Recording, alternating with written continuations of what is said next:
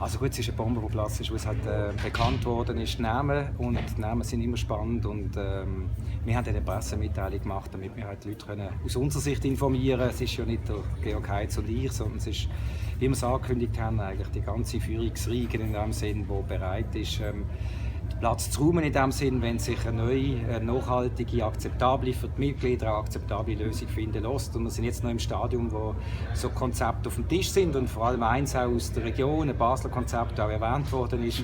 Und das betrachten wir doch als so, dass wir möchten das Gremium, das wir gesagt haben, das von Externen besetzt ist, das nach wie vor mit dem Fußball, mit dem FCB stark in Verbindung sind, dass die das anschauen. Und dann gehen wir weiter an die Mitgliederversammlung. Es ist ein bisschen früh, um bereits darüber zu reden, was wir dann genau im Juni machen. Ich habe das nie als eine Macht ausüben empfunden. Ich habe immer gewusst und verstanden, dass wir eigentlich eine Aufgabe haben für diesen Club und dass der Club, das habe ich schon ganz am Anfang gesagt, der Club gibt es vor uns und nach uns und wir sind hier, um das Beste zu geben für das. Und wenn wir Personalentscheid gefällt haben in der Vergangenheit, ab und zu zum neuen Akzent zu setzen, dann haben wir das gemacht, immer im besten Wissen und Gewissen, oft richtig, ab und zu oder vielleicht auch oft falsch aus der Sicht von anderen. Und das ist auch eine Entscheidung, wo wir uns überlegt haben, was müssen wir machen, wo müssen wir noch an welchen Stellschrauben müssen wir drüllen, um den Club wieder weiterzubringen, um auch wieder das eine oder andere wieder ein bisschen Neues reinzubringen, neue Reize schaffen.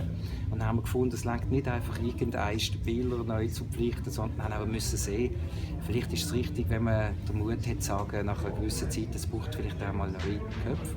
Ist dazu gekommen, dass von innen auch mit dem Marco Streller jemand da ist, der nach Verantwortung wirklich sucht und wir auch irgendwie gefunden haben, es kann nicht sein, dass wir jetzt hier irgendwie Plätze besetzen und Pseudostellen schaffen, nur damit wir, wie Sie sagen, an der Macht bleiben.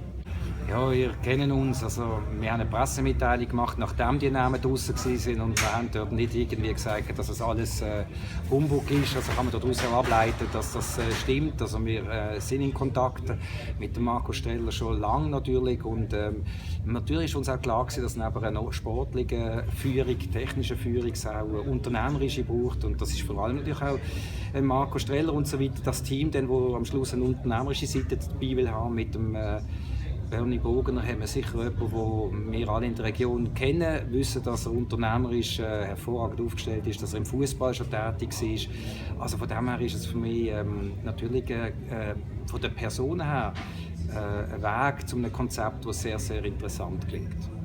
Wir sind alle froh, dass ich gehe. Und ernsthaft?